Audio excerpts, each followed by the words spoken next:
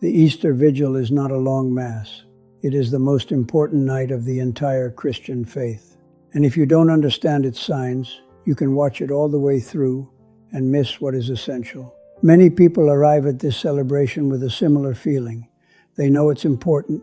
They sense it carries a different weight. They notice that everything is more solemn, denser, bigger, but they don't quite understand why. They see fire, darkness, a paschal candle, many readings, water, chants that return after days of silence, and they experience it as a collection of striking elements. That's the problem. If you see it as an accumulation of rites, the vigil can seem long, hard to follow, or excessively packed. When you understand its inner order, everything changes. Then you discover that each part is placed to lead you, step by step, from the night of the tomb to the proclamation that Christ has risen. That is the key to this entire video. The Easter Vigil is not a Mass with more things. It is a celebration built with astonishing precision. It begins in darkness, lights a flame, traces the history of salvation, announces the resurrection, blesses the water, renews baptism, and culminates in the Eucharist. There are no loose pieces. There is a path, and it's worth saying clearly from the start. This is the most important celebration of the liturgical year. Not Holy Week in general, not Good Friday by itself, not the emotion of Easter taken separately. The Easter Vigil. Because here the Church proclaims fully what upholds the entire Christian faith. Christ has conquered death. If that phrase is emptied, Christianity collapses. If that phrase is filled with meaning, everything else falls into place. That's why the Church does not treat this night as a special devotion or as just another symbolic act. It treats it as the center, and the center begins in darkness. That already says a lot. The celebration does not start with the church brightly lit, or with a triumphant hymn, or with a joyful procession from the first second. It begins outside, at night. That detail is not aesthetic. It is not designed just to make everything look more solemn. It is saying something very precise about the condition humanity is in without Christ. Darkness, waiting, the tomb, silence. Easter makes no sense if you forget where it comes from. And the Church does not let you forget it. That's why it doesn't jump straight to joy. It places you first in a setting where the night still weighs heavy. Christ has died. The tomb has been sealed. Human history, by itself, does not break through into the light. All of that is contained in that dark beginning. Then the first great sign appears, the new fire. It is not just any fire or a quaint tradition. It is the first visual udar of the night. In the middle of darkness, the Church blesses a new fire because it is about to announce something truly new. Not an improvement, not moral comfort, not a metaphor for hope, an eruption. Life has conquered death. Light enters where night ruled. From that fire, the paschal candle is lit. And here it's worth slowing down a bit, because many people see the candle and think of a pretty symbol. It is, but saying only that falls short. The paschal candle represents the risen Christ, not an idea, not a spiritual energy, not a religious inspiration. The living Christ, who breaks the night with his presence. That is why the candle enters the dark church lit. It does not stay outside. It advances, and that advance matters. The light is not still in a corner. It enters among the people. It makes its way forward. It takes up space, and it transforms it. Then one of the strongest gestures of the entire liturgy happens. That light begins to be shared. The faithful's candles are lit one by one from the same candle. There the Church is showing a concrete consequence of the resurrection. Christ's light does not remain locked in him as if it were a private privilege. It is communicated. It reaches others. It is passed on. That explains Christianity very well. Christ does not rise to star in an admirable and distant scene. He rises to illuminate his church and, through it, the world. That is why the church, which began in darkness, ends up lit from a single source. Then comes the Easter proclamation. To many it seems long. Sometimes they listen without fully following it. That is a mistake, because the proclamation serves a decisive purpose. It puts words to what the signs have just shown. The night, the light, the candle, Christ's victory, the church's joy, all of that is solemnly proclaimed. It is not an ornamental chant, it is an announcement. The church is not filling time before the readings. It is singing the greatness of the night in which Christ has risen. The proclamation celebrates this concrete night, this concrete light, this concrete victory. And it does something more. It places the believer inside what is happening. It does not speak of an admirable event from the past.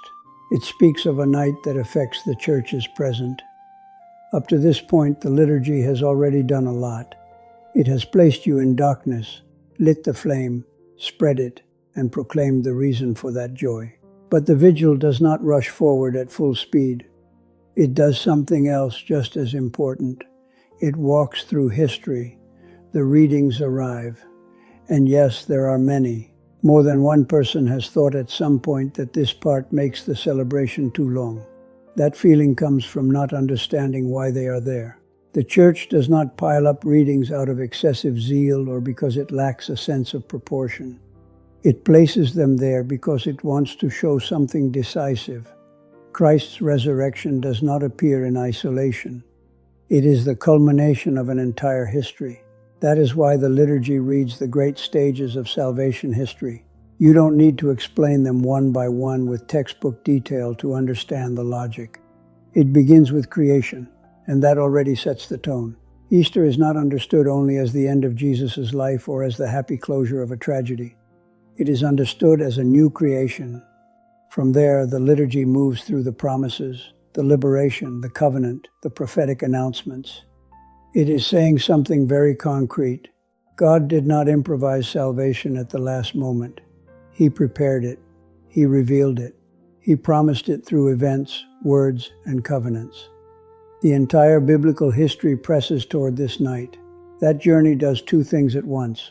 First, it places the resurrection within God's plan, not as a standalone episode. Second, it forces you to look at Easter from a much broader perspective. You are not facing an isolated miracle. You are facing the fulfillment of a history. That gives the celebration enormous depth. If you only had the announcement of the resurrection at the end, it would be true, of course, but you would receive it without the weight of everything that prepares for it. The readings do exactly the opposite. They magnify the moment. They show you that what the church is about to proclaim does not come out of nowhere. All of salvation history was walking toward here. And then comes one of the strongest changes of tone in the entire liturgy, the Gloria. After the Lenten silence, the bells return, full praise returns. A joy returns that is no longer waiting. This is not just a musical change, it is a deliberate liturgical turn. The church has passed through the night, lit the flame, reviewed salvation history, and now lets a joy burst forth that had been held back. The same happens with the Alleluia. It does not return as a decorative device. It returns because the liturgy has reached the threshold of the central proclamation. Joy is no longer hinted at. It can now be said openly. The resurrection is about to be proclaimed, and the church recovers the word it had kept back. Then the gospel is proclaimed, and everything before converges there. The initial darkness, the new fire, the candle, the proclamation, the readings, the Gloria, the Alleluia, everything has prepared this moment. The announcement that the tomb is empty and Christ has risen. That announcement is not just one more piece within the celebration. It is the center of the center. The church does not treat it as an exciting bit of news among many important things.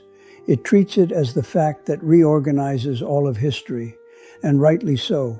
If Christ does not rise, there is no Easter, no victory, no foundation for Christian hope. If Christ rises, everything changes. That is where you understand why this night is the most important of the year. Not because it has more symbols, or because it lasts longer, or because it is more solemn.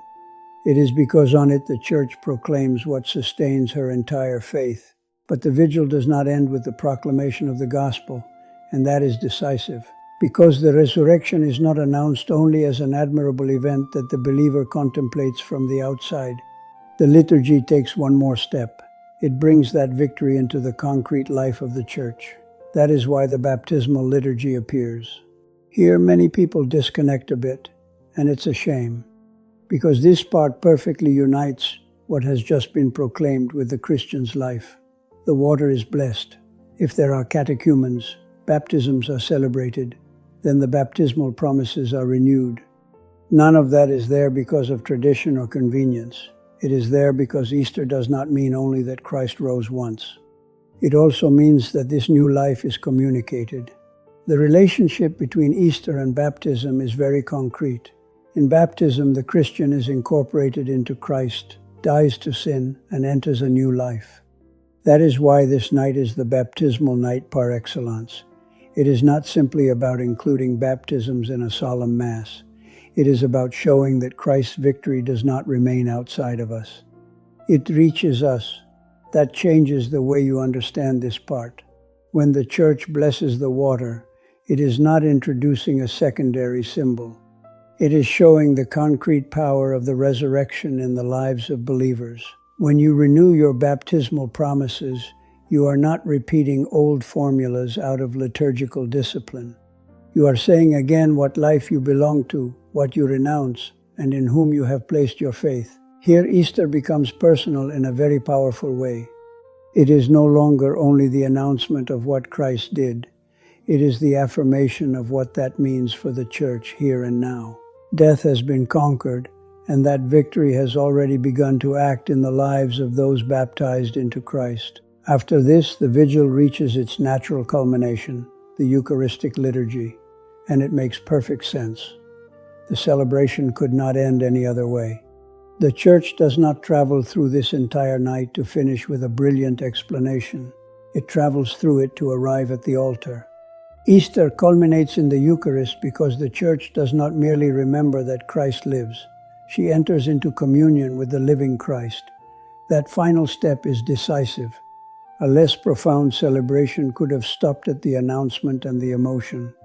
The vigil does not. It ends where it had to end, in the sacrament by which the Church shares in the life of the risen one. Everything flows there. And this helps you understand better the unity of the entire night. There are no blocks placed one after another out of habit. There is a clear journey. The initial darkness places the believer before the night of the world and of the tomb. The new fire and the paschal candle announce Christ's eruption as light. The proclamation sings the greatness of that night. The readings show that all of salvation history pointed toward this moment.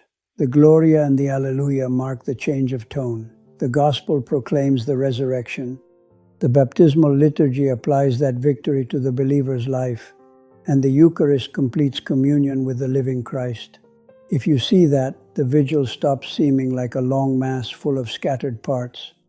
It becomes a perfectly mapped path. That is the big mistake that needs to be dismantled. Many people think, the vigil has too many symbols. It's a complex Mass. It's very long. There are too many readings. A lot happens. The perception changes when you understand the inner order. Then each part pushes toward the next. Then nothing is extra. Then everything fits. The length stops feeling like accumulation and begins to feel like a journey. And that also changes the way you live it. Because the vigil is not meant to be endured. It is meant to be entered into. That difference is enormous. If you go as a spectator, everything can become heavy. If you go following the path, everything gains meaning. If you arrive without knowing what you are seeing, it may impress you, but you lose the thread. If you enter with even a minimal mental structure, the night takes on astonishing power. That's why there is something very practical worth saying before finishing. This celebration has to be lived with attention. It seems obvious, but it doesn't always happen. Arriving tired, distracted, with your mind elsewhere, or with the idea of let's see how long this lasts, puts you in the wrong place from the start. The vigil asks for a different attitude. Not nervous tension or artificial emotion. It asks for availability. It's worth following the signs. It's worth listening to the readings as a path, not as a series of texts you have to endure until you get to what matters. It's worth understanding that the water, the light, and the altar are not added rites, but stages of the same proclamation. And it's worth, above all, entering with this conviction. You are not at a strange Mass or at a more solemn version of Easter. You are at the central celebration of the entire Christian year. That changes your interior disposition. If the night begins with darkness and ends in the Eucharist of the Risen One, it is not by chance. If the new fire lights a candle that illuminates the whole assembly, it is not by chance. If the Church walks through salvation history before proclaiming the gospel, it is not by chance. Each part exists to lead you from death to life, from promise to fulfillment, from the night of the tomb to Christ alive in the midst of His Church. That is the complete architecture of the Easter Vigil. It does not accumulate symbols. It builds a path. It does not last longer for no reason. It unfolds so that you understand how God acts in history and how that action culminates in the resurrection of Christ. It does not ask only for your physical presence. It asks for attention, liturgical intelligence, and a faith willing to be led. So, if you've ever thought the Easter Vigil was a strangely long Mass, keep this in mind. Length is not the point. The point is the journey. The Church takes you by the hand and leads you, unhurriedly, from night to light, from proclamation to participation, from salvation history to the altar. And when you see it that way, everything changes. The Easter Vigil is not a long Mass. It is the night on which the Church learns again why she still has hope. Tell me in the comments which part of the Easter Vigil impacts you the most, and subscribe to keep going deeper into the Catholic faith.